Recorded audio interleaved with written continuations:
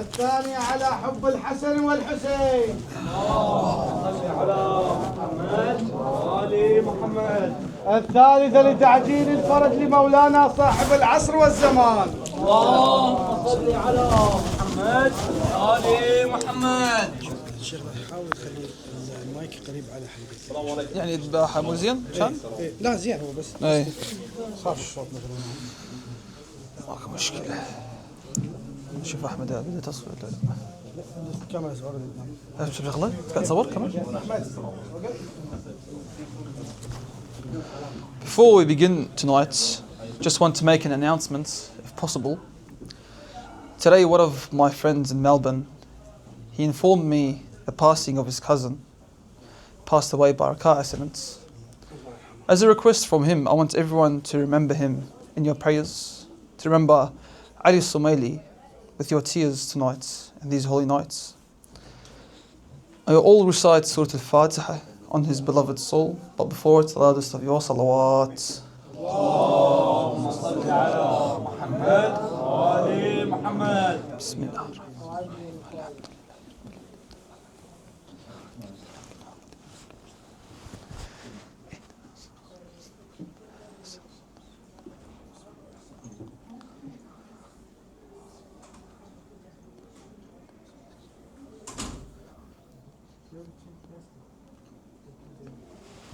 حاجة الكاميرا مع النساء موجودة.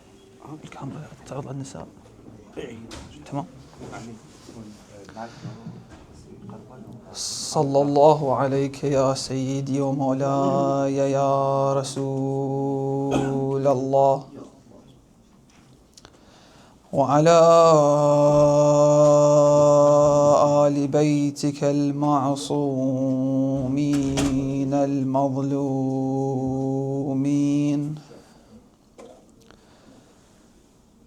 لعن الله من ظلمكم والغاصبين لحقكم. يا ليتنا كنا معكم فنفوز والله فوزا عظيما. السلام عليك يا سيدي ومولاي يا أبا عبد الله وعلى الأرواح التي حلت بفنائك. عليك مني سلام الله أبدا ما بقيت وبقي الليل والنهار، ولا جعلها الله آخر العهد مني لزيارتكم. السلام على الحسين وعلى علي بن الحسين وعلى أولاد الحسين وعلى أصحاب الحسين جميعا ورحمة الله وبركاته. صلوات.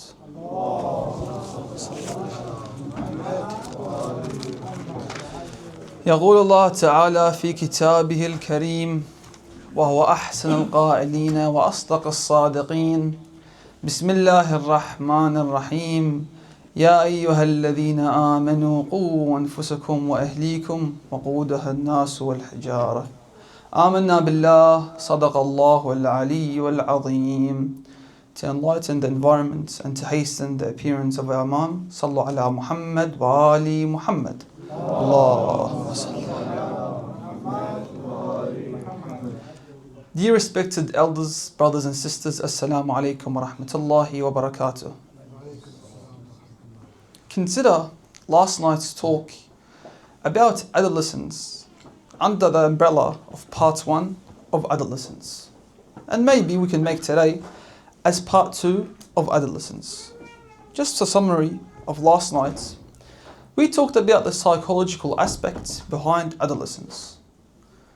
We went through the definition of adolescence, the changes that occur in this process, how to deal with children at that age, what are the common mistakes that we find with parents when they have children at that age, and we looked at the examples of how the infallibles were raised.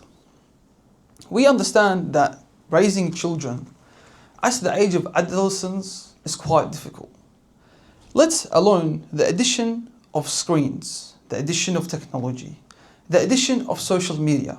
Tonight, we will look at adolescence under the topic of screen time, addiction, and social media.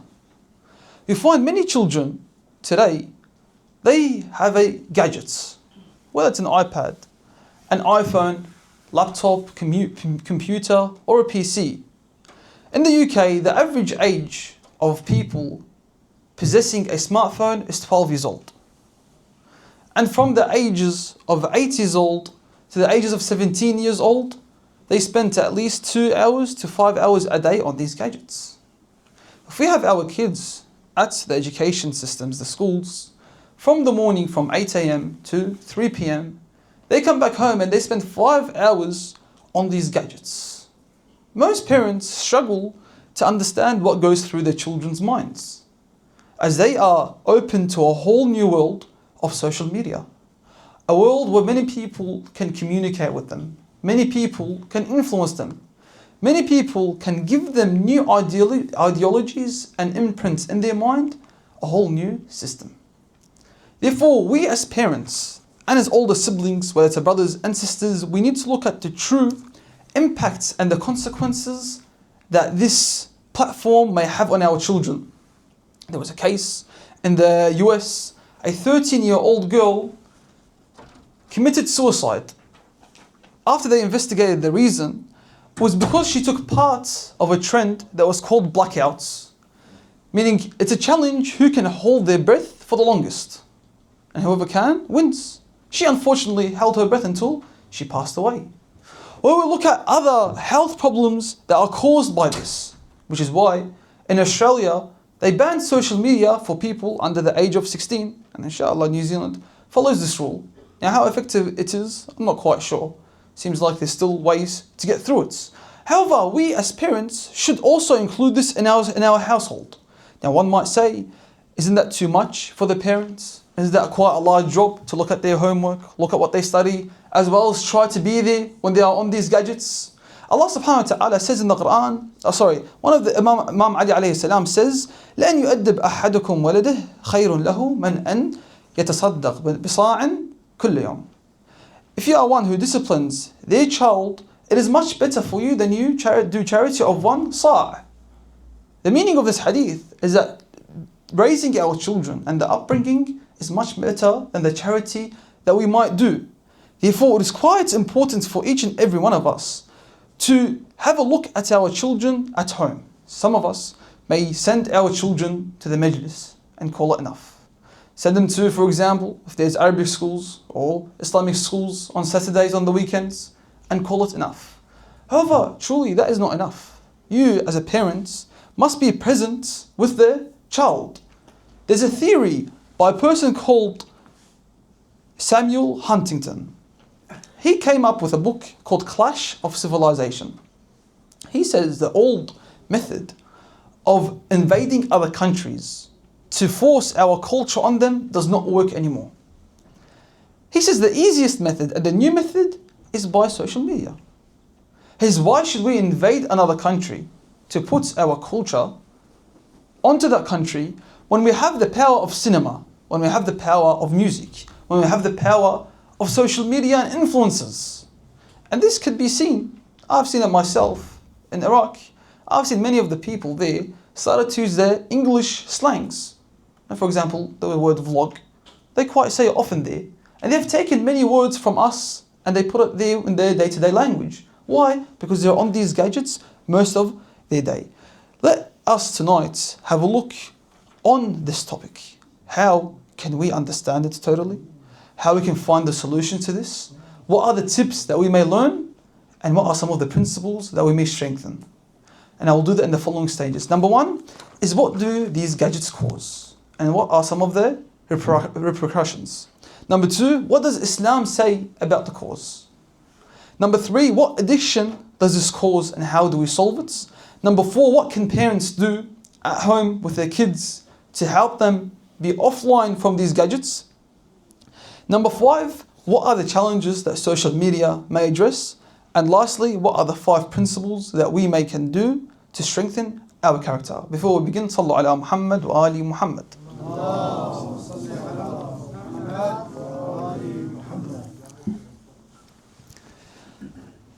We are currently living in an epidemic, and that is an epidemic of anxiety and stress and depression.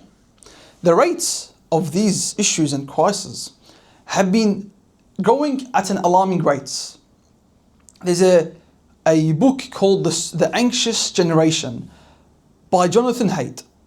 In this book, he puts kind of all the stats together.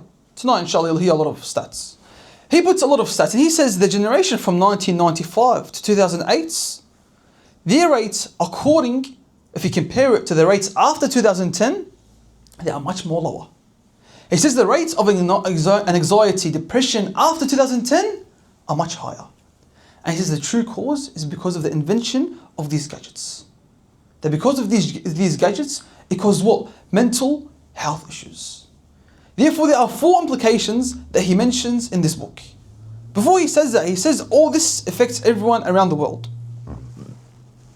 However, he says it is affecting more the Western world rather than the non-Western world. And he also says that it's affecting girls more than the boys. What's the first implication he considers? He says that kids on these gadgets may feel social deprivation. That means kids nowadays, in this generation, are less social than how we used to be. Which is surprising, considering the internet, the power of communication from overseas, being able to video call someone, see them, talk to them every day, message them every day. How come we are less social than before? To give you an example, you have the university here, Otago University, correct? How do you travel to it? By car or by public transport? Everything?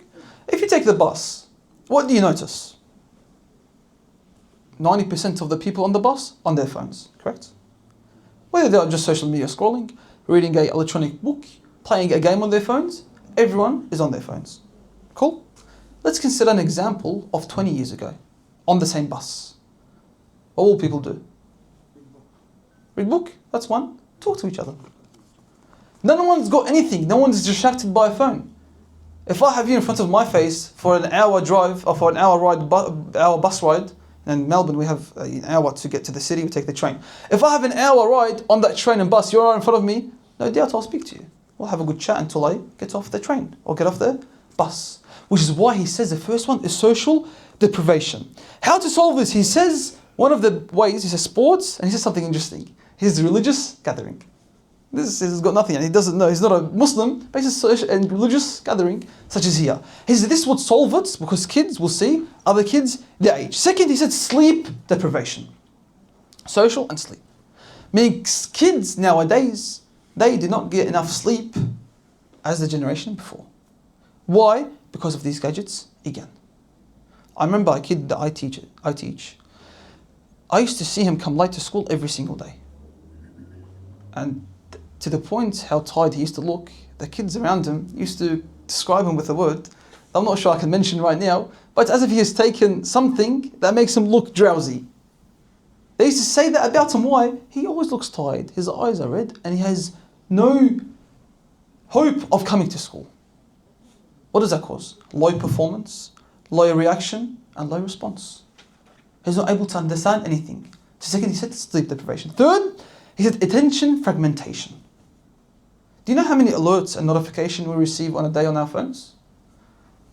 An average, according to him, is 192 alerts. In an hour, that's 11. In a minute, that's 5 alerts per minute.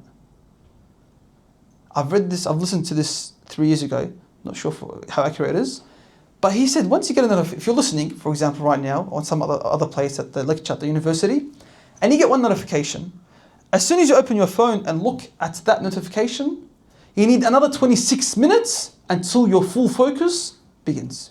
So you're full focused, you open your phone, just for 1 second, look who messaged you, turn it off, you need another 26 minutes to gain back that focus. Our attention is completely divided.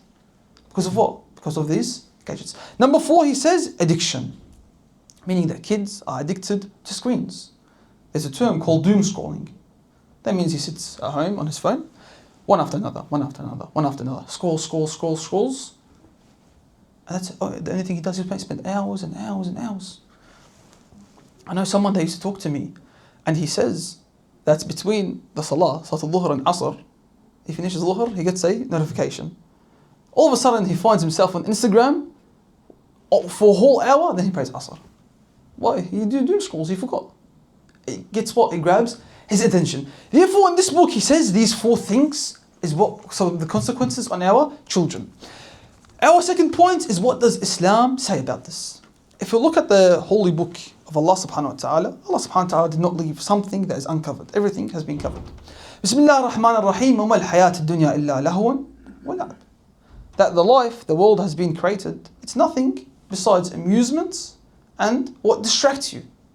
That means Allah subhanahu wa ta'ala already told us in our life is going to be full of distractions and full of amusements, which is screens and social media. What else? One of the Imams, Imam Sadiq alayhi salam, says, العاصي مشغول بلهو والغافل مشغول بسهو والمؤمن مشغول بذكره. That someone who is disobedient, he is occupied with what? With amusement. Someone who is careless, he is occupied with distraction. What about the believer? The believer is occupied with dhikr. That's what the believer is occupied with. Not these distractions, not these amusements, but rather mentioning the name of Allah subhanahu wa ta'ala.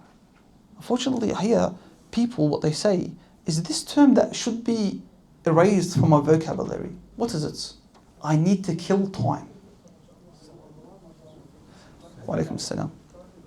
That description, that statement, I need to kill time, should not exist. Like, what do you mean you want to kill time? Like, seriously. You've got nothing to do besides wasting time? On the first night, if you guys remember, we said Nahj al-Balagha, Sermon 82, Imam Ali alayhi salam says, وَفِي حَلَالِهَا حِسَابٌ. That even the halal of the world, you'll be held accountable. This time is from Allah subhanahu wa ta'ala. We'll be held accountable on our time, what we do in this time. Are we killing time? Therefore, this concept of killing time should not exist. Another thing is the influence of shaitan. Shaitan usually is present wherever you are.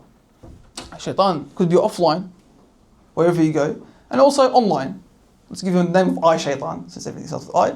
This shaitan exists online. What does the shaitan say? قال فبما أغويتني لأقعدن لهم صراطك المستقيم. It's because you led me astray. I will stand or sit down, in front of the straight path. What's he going to do? ثم لآتينهم من بين أيديهم ومن خلفهم وعن أيمانهم وعن شمائلهم. That he will be there and whisper to people from the front, from the back, from the right and from the left. Now some of the tafsir say that from the right he meant the amal salih. So the good deed that you may make, shaitan might tell you, leave that. For example, let's say you're doing khidmah, doing service. Shaitan might tell you, look bro, you do a lot of haram. There's no need for you to do khidmah. Sit home and do nothing. Don't attend these majalis. And sometimes that work. Sometimes shaitan forces you to do something good. How? Shaitan sometimes tells you, wake up before Fajr by 20 minutes and pray Salat al-Layl. Why? Because then the next day you're going to wake up and you're going to tell everyone that I prayed. You're going to show off, you're going to flex to the people. I prayed, I woke up earlier today. Shaitan could work both ways, and amal salih as well. This is what this tafasir say. What else? That we sometimes find our kids and ourselves lost by these gadgets. And that is because we are looking for a specific thing. When we are on these screens, there is a specific thing that we are looking for. Especially the younger generation. It's just an act of being happy or being joy, which we'll speak about more later. Now this shaitan that exists, the shaitan, what does Imam Sadiq alayhi salam says? He says, إِنَّ غَايَةَ الشَّيْطَانِ أَن يُنْسِي الْإِنسَانِ الْآخِرَةِ. What shaitan wants is for you to forget your afterlife. That for me and you to not remember about our afterlife, just to think about this life. Therefore, that's the second point. The third point is how we can solve this addiction. Now, whether this addiction applies to screens or something else. Unfortunately, I wrote this as I didn't know the audience. We have our younger generation, our little friends over here, and they are writing notes, mashallah, they're paying full attention. So there are some things that I cannot mention, but for the older men, I will use it in direct words, and inshallah you'll get the idea. Statistically speaking, 30% of the internet's usage are used on such websites. And 50% of men have visited these websites. And that's the men that admits this. Therefore, sometimes there's an addiction that exists within the boys and the girls that must be addressed. There are 10 tips that I'll say tonight about how we can solve such addiction. The first one is asking Allah subhanahu wa ta'ala. What does it say? Ad-du'a silah al-mu'min. Dua, the dua that we make, is supplication, is the weapon of a believer. The first thing we sit down is we ask Allah subhanahu wa ta'ala to help us to overcome such addictions. Any type of addictions. That's number one. Number two is we need to understand and teach our kids the physical consequences of such addictions. Meaning that I sit with my child and tell my child that this scrolling happens is because of a hormone, and that hormone is dopamine. It goes up, it goes down. It goes up and goes down. The problem is there's something called the collagen effects. That once you see something on the internet, then you want to see even more. That the old version is not enough for you. You crave to go for something bigger. So we sit with our kids and explain this to them very clear. Number three is we need to understand the traps and the algorithm. This algorithm is set up to keep us distracted. How? The algorithm, as you are scrolling, let's say you search up for something and you're looking for a specific thing. Call this how they changed the flags on the shrine of Imam al-Hussein alayhi salam on the 1st of Muharram. Let's call something positive. As you are looking through it, you do one scroll. What happens? Do you think the second one is going to be the same? No. Third one? No. Fourth one? No. The average is the 7th scroll. Why? It keeps you attached. If 1, 2nd, 3rd, 4th scroll all about Ashura, then that's when you turn off your phone. You got bored. I saw what I wanted to see. What does it do? It keeps you distracted. Scroll, scroll, scroll, scroll. 7th one, it's that what you wanted, the Ashura. Scroll, scroll, scroll, then you see it again. It's like the lottery. Now the lottery, and they spin it. What do? Difference. Spin again, spin again, spin again, spin again, then they get it. What do? Enough? No. Spin again, spin again, spin again, and use it. Therefore, these traps exist in such algorithms. Number 4 is that the impacts that it has on health. And that includes depression, or for example, future marriage relations, and stuff like that. Some things that I cannot mention tonight. So that's number 4. Number 5 is that the justification that you make for yourself. Sometimes, the shaitan comes in. When I'm at home, what does the shaitan tell me? Look at one image. One image is fine. It's just one image. You do all good. You wake up today, you prayed your prayers. Just look at one image. It's no problem. This is the shaitan. What's the problem with this? What does the Imam say? أَشَدَّ الذُّنُوبِ مَنْ اسْتَخَفَّ بِهَا صَاحِبَهَا. And the biggest sins of all is the ones when the owner or the one that commits the sin thinks it's insignificance. That's just a small sin, who cares? That's the biggest sin. It's the ones that you think are insignificant. The ones that you think do not mean I think. That's number 5. Number 4 is your eyes. We need to understand our eyes are a gift from Allah subhanahu wa ta'ala. Our eyes, the Imam says, كما أن الأذن طريق إلى القلب فإن العين طريق إلى الروح. They're just like how the ears are a path towards your heart, a direct path, then your ears are a direct path to your soul, to your spirits, to your nafs. That's what the Imam says. That these eyes are a manna from Allah subhanahu wa ta'ala. And whatever we see with our eyes of images and other videos, this will have direct impact to our nafs, as the Imam says. Number 7 is that we need to understand and tell our children that it's always okay to seek help. That our children can ask for help, can go for all the role models for help. That they never should be left alone. Number 8 is we need to fill the youth's time with something. Because what is the reason they go on such websites? 1, obviously they got desire. But 2nd, which is the most common reason, surprisingly, they're bored. He says, I'm bored. I've got nothing to do, so I will go on such websites. Which is why we need to fill the youth's time. In Melbourne, we have a group, there's a shout out for the boys in Melbourne, Ahl al-Bayt Circle. These classes have been running for the past 3 years, or more than 3 years. I started these classes when the boys that were there were at the age of 12, 13, 14. Now, mashallah, they're up to the age of 17, 18. Now, these boys, if you ask them, do you like coming? You know what the answer is? That's an honest answer. They say yes. They are the ones that tell their parents, take me to the Husainiyah. They're not forced to go. Do you know why? They enjoy it. There's a freedom in the classes. It's not like, pay attention to me, you have to listen to me. No, they sit down, they see friends their age, and they like it. They can go on their phones, they can meet, talk, have a joke, laugh. It's not about the class, it's rather to get together. And you know what time that is? On a Saturday night. Why? Because all the haram happens on the Saturday nights. So you put the time on this night so they can't go and do the haram that we talk about. Number 9 is there is something called, a tool called CATS. Counter Ambush Training. What's counter ambush training? It means when you see something that you crave, come back to it later. Give you an example. Right now, I've given a headache to Abu Maryam. I've told him I'm on the diet, I want to lose weight. And he says, no, you have to eat. Okay? If I come here, for example, and he's serving me qima, and I'm hungry and I want to eat the qima, it's a najaf, you know, the soup, the curry. What do? What does CAT mean? Counter ambush training. It means tell myself 10 minutes and I will come eat it. 10 minutes. Let's say in that 10 minutes, as you go, you forget about it and you don't want it anymore.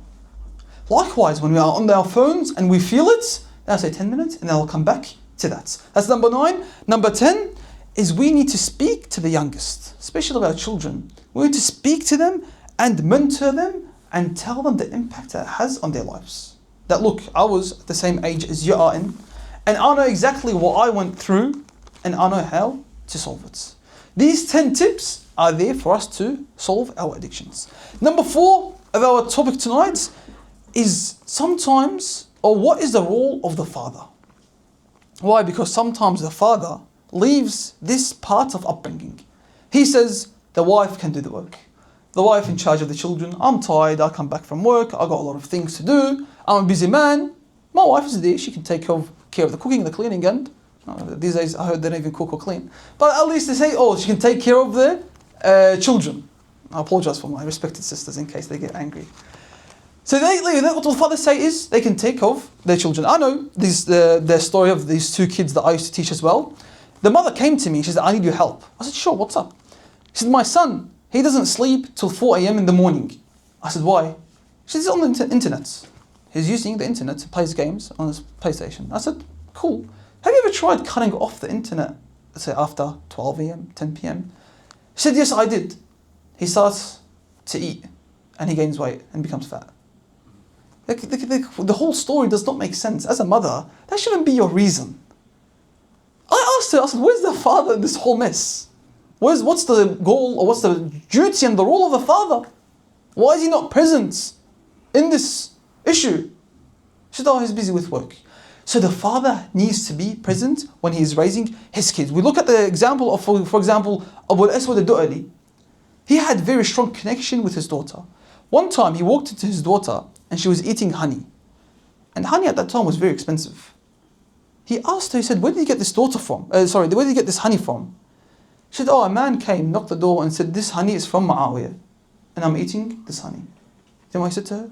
He said, that is poison. He wants the love of Ali ibn Abi Talib to leave your body. Do you know what she did? She put, the riwayah says, the narration, says she puts her fingers in her throat, she takes out the honey, and she says, no one will take the love from me of Ali ibn Abi Talib. That's someone who has strong connection with their father. That's someone that has built rapport with their father. Therefore, we need to connect with our children. Now, some parents say, I'll talk to him. How's school? Good. How's training? Good. How's your friends? Good. He says, oh, my son doesn't talk to me. No, the problem is with you, not your son. You need to sit down and talk to them. There's a saying. It says, be less interesting, more interested. And this applies with all the communication topic. That means when I'm having a chat with someone, with my son, I don't tell him about what I did. I'll be more interested. I'm interested into what he has to say, into what he needs to tell me. You know, sometimes this could work with games. Now, if you see your son playing, call it Roblox. I do this with my little brother. My little brother plays Roblox. I sit down with him, he tells me all about Roblox. I have no idea what he says, goes from one ear, comes out of the other, but he loves talking to me about it. And that's how I build a strong connection. Even if you don't understand what he says, you can still sit down and build a strong connection with the son. Now, I've got 10 tips about this. You guys seem tired. We move on or go through the tips? You sure? There's 10 tips on how we could do something that help us to raise our children and make them avoid such gadgets. The first tip is we need to look at our own conduct. How do we use the phone? Our time on the social media. In the US, in the US, it says 46 of kids reported that when they are speaking to their parents are on their phones. What does the Quran say? لِمَّ تَقُولُونَ مَا لَا تَفْعَلُونَ كَبَرَ مَقْتًا عِنْدَ اللَّهِ. Why do you do what you say don't do? You say don't go on your phone, but you're on the phone themselves. So therefore we need to look at our own conduct. And I think there's another case in the UK between the Shia boys that have a program from the age of 11 to the age of 16. They surveyed that group and they said, who here has a problem with their father? They say 75% of the answers was that I'm not close with him. He does not talk to me. That's why an alarming issue. Number two, what can we do? Is we can delay phones. These iPads, these technologies that we give to our kids, we can say you can take it later. At the age of 12, hold up. But he says, all my friends have a phone, why don't I have a phone? Since when do we fall for pressure? If your child is completely healthy and said, I'm sick, I don't want to go to school today, are you going to let him stay home? In Iraq, sandals, right? They smack with the sandals, you have to go to school. There's such a thing as, I'm not healthy, I don't want to go. But how come when it comes, for example, to hijab, the mother says, my daughter's at the age of 9, she doesn't want to wear hijab now. She's not ready yet. How come for that pressure? Okay. But for this pressure, we can't. So therefore we can delay this at least the age of, until 16 or even below 16, as long as we know how to manage it. That's number two. Number three, as I said before, not under the age of 16.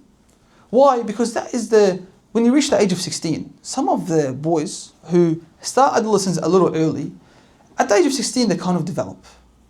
That if you allow them to text their friends only till the age of 16, once they go on Instagram, TikTok and other social media at the age of 16, they know nothing about it. They don't even really care about what's going on. Trust me, they're not missing out on anything. Let's be honest, well, what's there to do anyways? They won't be the same as the other ones in their age bracket. Number four, yes, parental control. That we need to monitor what the kids are doing with these gadgets. Yes, we give them these gadgets. Yes, they are using it, but we need to monitor. Now with number 5, the Quran says do not do CCTV. Don't be the one always watching over their kid. So what does it say? He says build something. Build something called dhamir, conscious. Grow this conscious in your kids for them to know the love of Ahlul Bayt. For them when they see something wrong inappropriately online, they say, no, I can't look at that. I remember, I don't know which year, in Kuwait, they did this challenge to a couple of boys at the age of 8, 9 and 10. They told them, here, there's money and there's a PS5. Okay? They said, just say that you hate Hussein and we'll give you this. Do you know what the answer was? We will never say that. We love Hussein. We will never take the PS5 just for that. What's wrong with these kids? Strong dhamir.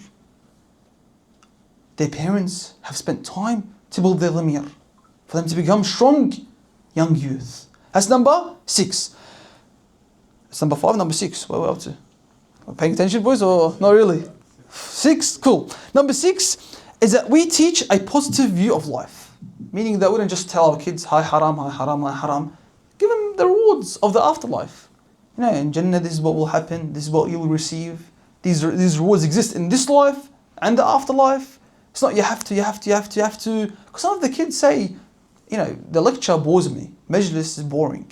I'll pray, but everything else bores me. Why is that? It's because we always tell them, you're forced to come to the Hussein, you're forced to come to the Majlis. There's no way of having fun. That's number 6. Number 7 is make sure your house is spiritually charged. Meaning that your house is filled with dhikr of Ahlul Bayt alayhim salam. Where it's like these decorations around the house. Or right now there's a lot of paintings and other 3D objects. Or even there are some speakers that, for example, I know a speaker that as soon as you walk into the house, it says Allahumma salli ala Muhammad wa ali Muhammad. Allahumma salli ala Muhammad wa ali Muhammad. It says salawat every time someone walks into the house. How good is that invention? Okay, you don't have the invention? Be as a father, be the one who's in charge of this house. How? Do adhan at home. loud, nice voice, adhan at home. My father, may Allah subhanahu wa ta'ala bless him and strengthen or lengthen his life, I didn't know this until now. As a kid growing up, I never realized this. His praying mat, his sajjadah, is not in his room where no one can see him. It's in the middle of the living room. I never realized that until now. And for every prayer, he makes the adhan loud, even for Fajr, loud adhan. He shows us that when he wakes up, does salah. Before he sleeps, does salah. Quran, he reads in the middle of the living room. Why? It's to make sure the house is spiritually charged. It's to make sure the people that are living in this house, there's dhikr, constant dhikr, for them to remember the love of Ahlul Bayt alayhim salam and Allah subhanahu wa ta'ala. Number 8 is mindfulness and moderation. That means everything you do in our day-to-day basis, make sure there's moderation. Okay, you want to go on Instagram, you want to go to social media, limit it, 1 hour a day, 2 hours per day. Play games, weekends only. Moderation and mindfulness. Number 9 is say A'udhu billahi minash shaitanir rajeem every time you open up the phone. Someone might say, Shaykhna, we open the phone 58 times on average a day. Yes, 58 times say A'udhu billahi minash shaitanir rajeem. What's wrong with that? No problem with that. All 58 times. That's number 9. Number 10 is the influence that happens must be removed. Meaning the influence that you see your children are adhering to and having an impact on your children, that must be stopped. Therefore, these 10 tips on how, as a father and a mother, not just a father, both parents can implement in their lives to improve their connection of the kids with Allah subhanahu wa ta'ala. Moving on to number 5, is there are some challenges and questions that social media may address. There are 5 questions. I know you guys are tired, just 5 questions. And shall we move on to the last section and we conclude. These 5 questions are important for us to understand. Why? Because the world we are in is very fast. The pace of it is very quick. Everything changes. Before the 21st century, do you know how long it took for change to happen? 25 to 30 years. A change used to happen. Do you know how quick change happens now? Every month, every hour, they say every 3 minutes a new change happens. Whether it's a new trend or something else. Every 3 minutes. The world is going on a very fast pace, which is why they call us the generation of 2x. What does 2x mean? Listening on a lecture on YouTube, 2 times. Listening to a lecture, university, 2 times. Right? Wherever we go, it's always on 2 times. Therefore, the first question that this addresses is what are the significant threats to our children's cultural identity today? Many threats happen, but the biggest one, I'll give you this, I hope it don't take too long, is that 8 years ago, social media apps started to become, 10 years, became more popular. A specific feature that became very popular called stories. You know, story? Stories was what? Invented by Snapchat. Then it moved to WhatsApp, then Instagram, then Messenger. And now not a single social media app doesn't have the feature of posting stories. What's the idea and the goal behind stories? It's for me to capture every moment of my life. Good morning guys, I just woke up. Good morning guys, this is my breakfast. Good morning guys, I'm going for a run. I'm going to go sleep now. We as audience and followers, we see this millionaire with a nice lifestyle. We see the way they live and we're like, you know what, this is a nice life. What first happens? First, we like that millionaire or that influencer. Second, we emphasize with them. Third is we copy them without even knowing. Without knowing. We just copy them. How? A kid that likes, you boys like Messi or Ronaldo? Ronaldo? Okay. He loves Ronaldo. Say he watches Ronaldo, plays on YouTube. What does he do? He likes Ronaldo. Then what does he do? He tries to copy his tricks and skills. What does he do later? He even copies the haircuts. And he copies the way Ronaldo dresses. I remember in school I had a classmate. They used to run like Ronaldo. He runs. His sprinting is like Ronaldo because he liked him. So he used to run like him. Why? Because he likes him. This, my dear brothers and sisters, it's removing our role models of Ahlul Bayt, replacing them with what? With fake ones. With fake role models. They are stripping away the love that we have by this. It's like they're plucking out a hair strand by hair strand from us. And then giving us these new role models. That's number 1. Number 2 is what's the purpose of religious institutes today to deal with this? Religious institutes, right now, they have a challenge themselves. It's kind of difficult for everyone. Why? It's because of the different methods that are being used to address stuff. For example, you got Snapchat and Instagram versus the minbar. You got, for example, the cinema and the TV against Friday prayers. Friday prayers every week. Majalis every Muharram, correct? We barely even have majalis on other dates. And if you got Instagram and social media with the click, it's much more faster. You get the information much more faster, which is why it's difficult. Number 3 is how can we protect our families when they are about to lose their values? And this is kind of an important topic, so please can I have your attention? How can we protect our family values and our culture? Okay? So the first goal of the Western world, let's just think about this for a bit. The Western world, what they try to do is first they remove religion. They made everyone atheist. Then they moved religion from politics, liberalism. And then they made the extreme movements of feminism, the extreme type, where the woman must hate the man and the woman must be independent, find a job, work, where the woman does not need to get married until the woman does not need to give birth, have babies. What does this all mean? That's a specific attack on the ideology of family. They are targeting family.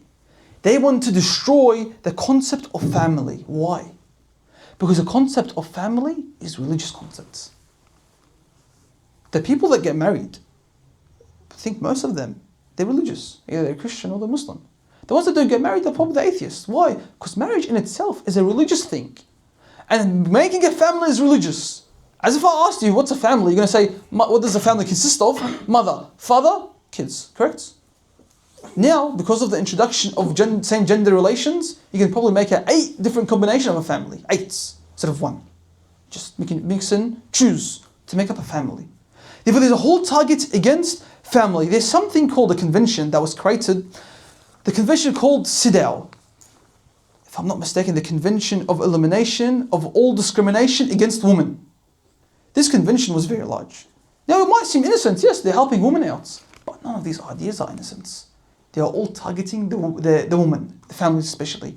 There's a lady that made this book regarding this convention, and she addressed every single law for women, including divorce, marriage laws, and she said these people are either stupid for making such laws, or it's very clear that they are attacking the concept of family. That they have something against family. And that is point number 3. Fourth one is society experiences crisis of 2 things. The 2 crises that people or societies experience are 2. Number 1 is trust. Having trust. And second one is awareness. We'll start with awareness first. Awareness crisis means that many individuals and families respond with emotions. That emotions is the first thing that keeps us moving. It pushes us to make an action. Right? The most wrong choices and the most choices that you regret is when you make them while you are emotional. The Western world realizes this. What do? They play with our feelings to move us. Best way. And us, unfortunately, or fortunately, it's a good thing, we are emotional. We lovers of Imam Hussein alayhi salam, we are emotional. Now, emotions is a good thing. Being emotional is really good. But it depends on where you place these emotions. If you place it in the wrong place, then you have done a mistake. Imagine a knife. A knife could do good and bad. Good when you cut vegetables and fruits. Bad is you can harm someone with it.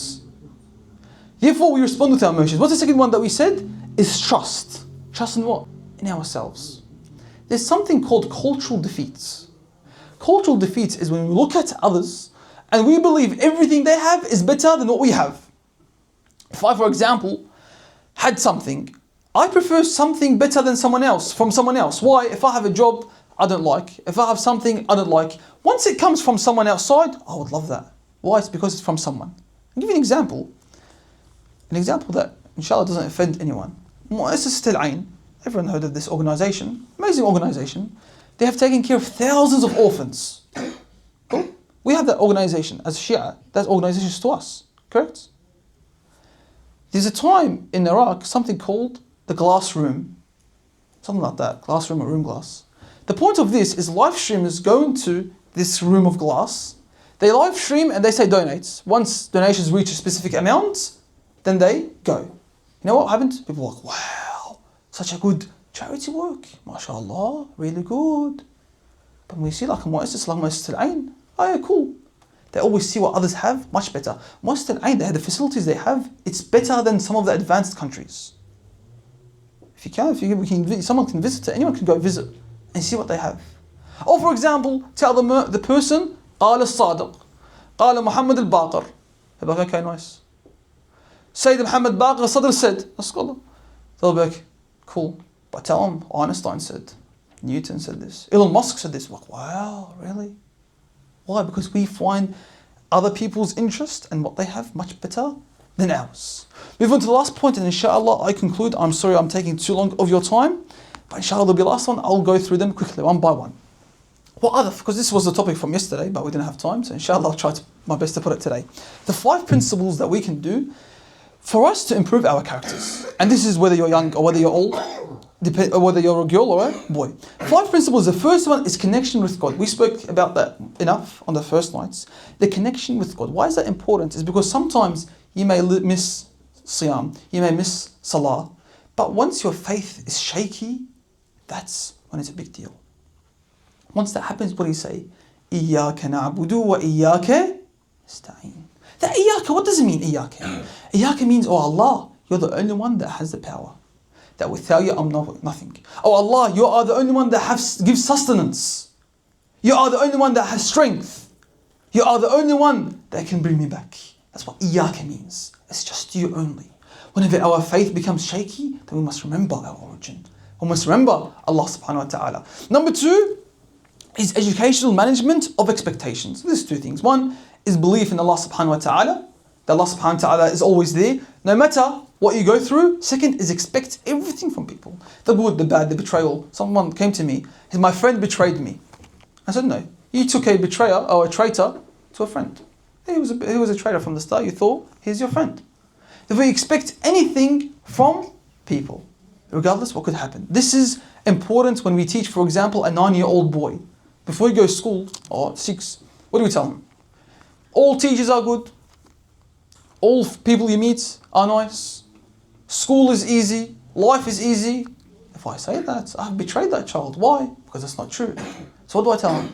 Look, my son, some teachers will be nice, and some teachers will be harsh. Some friends will be loyal, and some friends will betray you. And that's a cycle of life. Give him real expectations.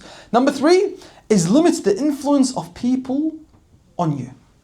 That people, whoever you talk to, every person that you see, has a specific influence on you. I'll divide this into 5 categories really quick. 1 is the ones that influence you and move you. These people are very rare to see. They're very rare. They influence you and move you straight away. Number 2, they influence you but do not move you. They are also rare, but more common than category 1. And this could be an example of like a lecturer, a scholar, a father, a role model. When you see them, you're like, you know what, good idea. I'll think about it, then you move. You don't straight away move. Number 3 is the ones that entertain you, but do not influence you. You know how you all have a class clown? The guy that always making jokes. You love him in the friend group because it's funny. And that's all it's good for, it's funny. That person, once he becomes influential on you, that's when you're in danger. That entertaining person cannot influence you. Number 4 is the ones that mean nothing. Who's that? I'll give you an example of taxi drivers. On my way, coming here, I stopped at Wellington, I had a transit, and the Uber took me from the airport to the hotel. That man, he was from Afghanistan. And in that 20-minute ride, I think I learned everything about his life. He did not leave a specific spot that's empty about his life. From he was born, what happened, till now. And he was telling me, this is what you should do, this is what you should do. Did I listen to him? No. We call this in Arabic, mujamila. You just listen to him. Just listen to him. You don't need to act, and you don't need to be influenced. Imam Hussein alayhi salam, did he have people like that? Yes. How many people told him, don't go? How many people, Abdullah ibn Zubair said, don't go, stay. Some told him, go hide. Found a mountain and stay there. Don't even come out. Did the Imam listen to them? No. Obviously he listened to them by the ears, but he just moved. He kept on walking, he didn't care. But you listen to those people. The last category is the ones that should not be allowed to speak. They are the ones that destroy you completely. Whenever you do good, you do good. Since when? You change, since when? You pray, why do you pray? Since when do you pray? Let's go out on a Saturday night. Let's go to the place nearby. You say, no, I'm religious, I can't do that. They say, you're religious. They change you straight away, and peer pressure. These people should not be allowed to speak. Number 4 is look or manage your feelings. I'll go through this detail really quick. Manage your feelings. We have 3 different feelings. We have worries / stress. We got fear and sadness. Worries and stress is good to have. Why? Because if you don't have, it's like you're a dead man. Imagine someone that doesn't stress, doesn't worry. All he does is sit at home and do nothing. Correct? What about fear? If you don't fear anything, then you will commit every haram that exists. What about sadness? Is that if you do not become sad, then do you even have emotion? Every human being becomes sad. What are the emotions that we have? 3. Reassurance, safety, and happiness. You become reassured that inshallah everything is okay. But not to the point where you stay home, do nothing, everything will be okay. No, you do something about it. What else do we say? Safety. That yes, I have my family around me, alhamdulillah, they're keeping me safe. But it does not mean that I sleep in a coma. Who cares? My family is with me, I don't need to do anything. The last one, happiness. Be happy, but not become arrogant. For every emotion, it has its negatives. Number 5, and the last one I'll leave you guys be, is do not chase things that are far from you. Don't achieve goals that you can't achieve, and don't compare yourselves with others. Quite a lengthy one, but it's important. Meaning that we in life, all of us, and may Allah subhanahu wa ta'ala allow us to achieve such goals, there are some goals that are very far from us, and we think we can achieve it. No doubt, if you try, Allah subhanahu wa ta'ala will help you. But sometimes we rush things. I'm at the age of 18, I'm at the age of 14, I want to get married. I'm at the age of 18, I want to get married. I want to do this, I want to start working, I want to do everything. Step by step. Don't chase everything. When you see a nice car, don't buy it straight away. Think. Make a good decision. Otherwise you regret. What else? Don't compare yourself to others. And just because, this person has his life in that way, don't try to copy that person. He's got different issues that he may not tell you about. Or he's going through things that you are not going through them. What else is also to specialize in each category. And unfortunately, some of our community, he does this, he does this, he does this, he does this. He goes all around. He doesn't stick to one thing. You want to be a carpenter? Be a carpenter. But make sure you excel in that field. Make sure you don't stick in one topic only, in one field only. Excel and go to the other fields. And what is the most importance of tonight is having such majalis. These majalis, especially what my respected sisters have begun doing, is these boys, mashallah, all have their notebooks and are ready to write down some notes, and they will be tested. This initiative I sent to the boys in Melbourne, and they saw it, they all thought it was mine. I said, no, it's not my initiative, it's from the sisters. They said, this is such a great idea, a lot of people used to do that, but it died because of the technology. So what they have revived is something that may Allah subhanahu wa ta'ala reward them for their efforts and for the service towards the path of Ahlul Bayt alayhim salam. You boys have all prepared? Good to do the test? I already have the test in front of you. Inshallah, we'll mark it after we finish. This night is an important night. Why? Because it's the 2nd day of Muharram. 3rd night, but 2nd day. On the 2nd day of Muharram, Imam al-Hussein alayhi salam reached the land of Karbala. As the Imam reached the land of Karbala, he asked, he said, which land is this? They told him, this is the land of Nainawa. He said, no, there must be a different name to this land. They said, yes, its called Ghadariya. He said, no. He said, there must be another name. They told him, it's called Karbala. He said, Allahumma inni a'udhu bika min kulli karbin wa bala. Oh Allah, I seek refuge from you from every calamity and difficulty. As the Imam was there in Karbala, he remembered something. He remembered a very important narration. Why? Because we all know how blessed the soil and the sand of Karbala, that land.